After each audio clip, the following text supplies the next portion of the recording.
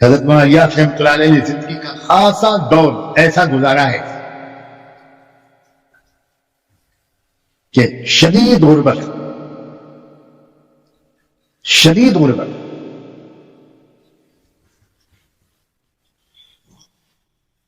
خاندانی طور پر حضرت مولانا الیاس رحمۃ اللہ علیہ غریب نہیں تھے، بہت خوشحال تھے، لیکن سب کچھ چھوڑ دیا۔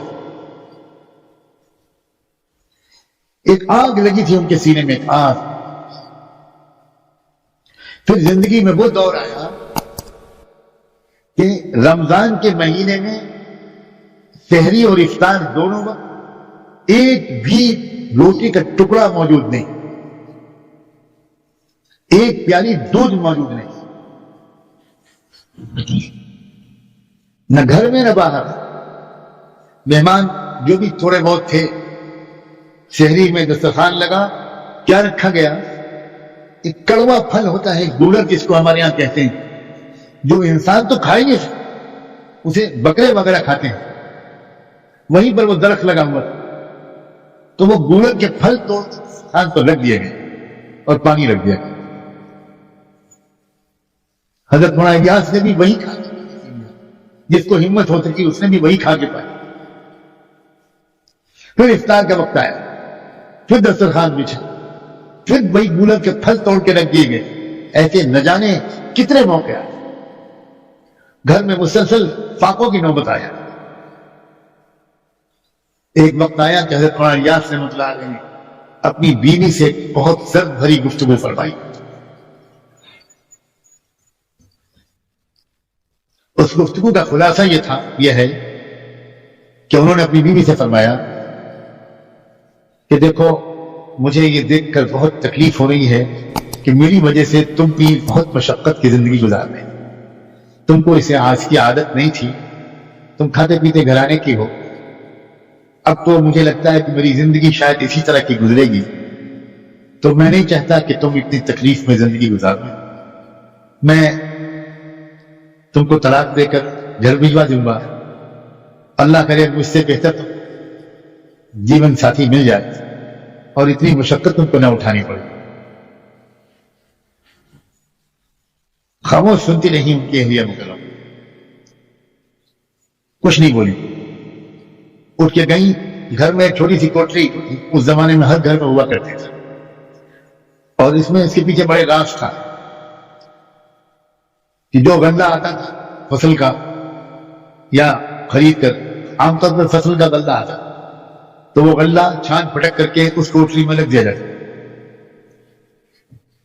اور اس کے بعد اس پر چادر وغیرہ ڈھک دی جاتی تھی، خوب بسم اللہ پڑھ کے قرآن کی آیتیں دم، اور اس کے اندر سے نکالا جاتا رہتا تھا بسم اللہ پڑھ کے، اور اللہ تعالیٰ برکت نصیب فرماتا۔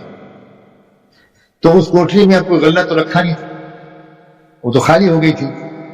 حضرت مولانا الیاس کی اہلیہ مکرمہ اس کوٹری میں گئیں، اور وہاں کہیں چھپا کے رکھی تھی انہوں نے کوئی اپنی پوٹلی، اس میں کچھ زیورات تھے اور کچھ پیسے تھے، وہ لے کر آئی وہاں سے، اور آ کر حضرت مولانا الیاس کے قدموں پہ ڈال دیا، اور یہ کہا کہ یہ میں نے کچھ چھپا کے رکھا تھا کہ کوئی پریشانی کا وقت آئے گا تو یہ آپ کے کام آئے، یہ میں لا کر آپ کے قدموں پہ رکھ رہی ہوں، اللہ کے واسطے مجھے اپنے قدموں سے دور مت کیجیے، میں تو یہاں اور جنت میں ہر جگہ آپ کے ساتھ رہنا چاہتا ہوں۔ سلام ہو اس عورت پر، سلام ہو اس کی وفا اور تقوی، سلام ہو اس کی ایمان۔ کیا پتہ اللہ اسی لمحے قبول یہ فیصلہ فرمایا ہو کہ میری اس بندی کی قربانی کو میں ضائع نہیں جانے دوں گا، میں پوری دنیا کے کچے پکے گھر میں اس کام کو پہنچا کر رہوں۔